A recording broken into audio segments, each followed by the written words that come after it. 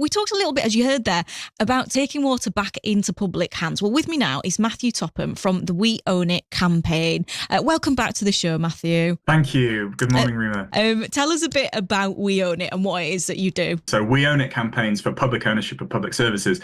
If it's something you have pretty much no choice but to rely on, and that's the case in water, and you have no choice but to pay for, again, we have to pay Yorkshire Water, we've got no choice in that, then actually it shouldn't be owned by, as is the case with Yorkshire Water, the people of Singapore, the Singaporean government. It should be owned by you, the people of Yorkshire, and that's what we campaign for. Hearing Fergal Sharkey there, we were talking about the privatisation of water, and in his view, he says, look, we just need to get it back into public hands to sort it out.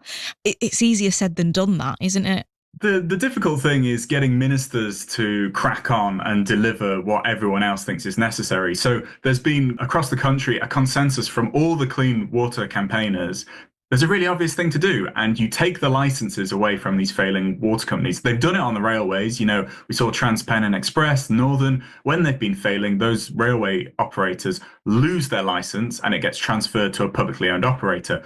A similar piece of legislation already exists for our water companies, and it would allow you to say, is this water company financially insolvent, like Thames Water, like Southern Water? Is it breaking the terms of its license in terms of how much it pollutes and other forms of failure with leaks and things like that, like Yorkshire Water? Then you can take the operation of that operator away from the current private owners who've clearly run it into the ground and transfer it into public hands. Now, you might have to pay a small amount of compensation, but actually it wouldn't be the market rate. It might be at most 25% of what they want. And in the case of Thames Water, we know that the government ran the numbers. They wouldn't have paid a single penny in compensation to shareholders, and they would have made the creditors, i.e. the banks who've lent to that company in bad faith, take a haircut on their debt, which would mean that if you applied that model across all of the companies in England and Wales, you'd save £5 billion a year.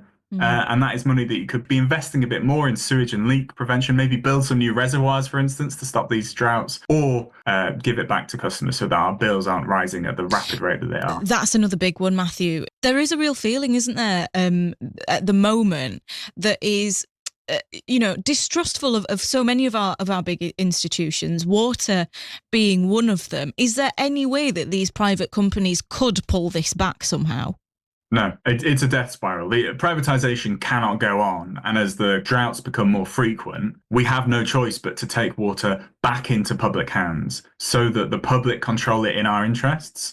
And there are a number of really practical reasons for that. Compare England's privatised water companies to Scotland, where it's in public ownership. 33% of your bill as a Yorkshire Water customer goes out to shareholders and to the big banks who loan money to Yorkshire Water. Only 8% of money goes out to banks from Scottish bill payers' rates. And so that's a massive, massive saving. And that's why, on average, bills in Scotland are £110 cheaper a year this year. And that's how we can protect all of our pockets in this cost of living crisis from these Yorkshire Water rate hikes. But we can also invest more money because Scottish Water invests more money, 35% more money per household than English water companies, without charging them more. That's the power of public ownership. And it's something that we have to get ministers to deliver. And we all need to play a role in holding them to account on that. If our reservoirs do run dry, is that another bill rise? The bills tend to get fixed during a 5-year period by the regulator. So last year, Ofwat said, OK, Yorkshire Water, you're going to be able to raise bills through to 2030 by this much. And that tends to then get kind of fixed in aspect. But we're in a changing world. The fact that these water companies have run their finances, run their water supply, run their businesses into the ground means that they may have to come crawling back to the regulator, crawling back to government to ask for financial support. We cannot be privatising the profits in the good years and nationalising the costs in the bad. We need to have public ownership of these institutions for the long run so they work in our financial and our kind of safety interest, not just for the owners overseas.